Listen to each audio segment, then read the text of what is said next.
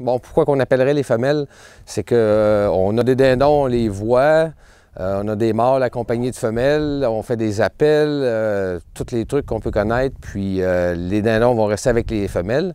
C'est compréhensible, ils suivent leurs femelles pour l'accouplement.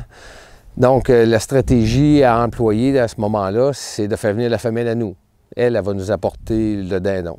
Il y a deux techniques quand on fait l'appel de la femelle.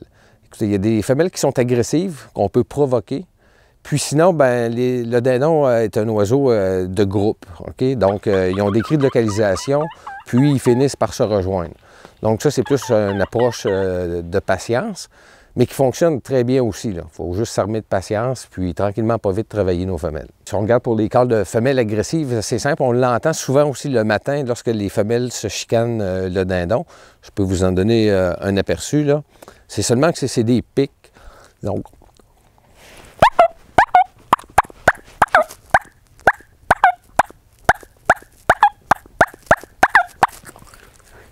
généralement, si on a une femelle dominante agressive, tout de suite, elle va rentrer en communication avec nous.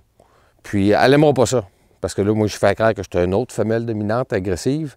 Puis ça se passe assez rapidement. Habituellement, elle va venir confronter la femelle, tout simplement, qui la dérange de la sortir de son territoire.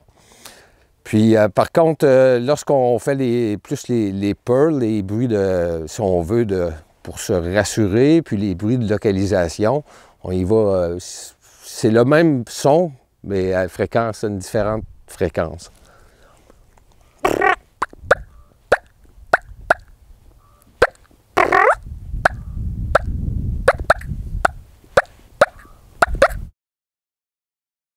Ce son-là, tous les dindons l'émettent.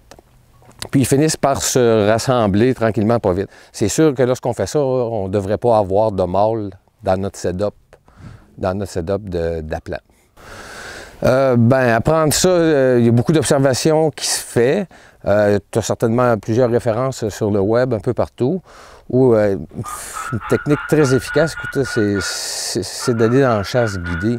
Vous accompagnez un guide pendant une journée, 2 jours, qui va user de toutes ces stratégies pour faire venir un dindon.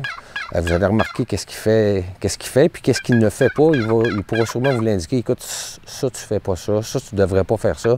Vous allez retrancher plusieurs années d'expérience et d'attente pour récolter votre dindon. Finalement, le guide a tout fait cet apprentissage-là pour vous. Donc, c'est sûr qu'une chasse guidée, pour commencer ou dans les premiers temps, dans vos premières années de chasse au dindon, va certainement retrancher beaucoup d'attentes. Donc, ça donne déjà une base là, pour partir.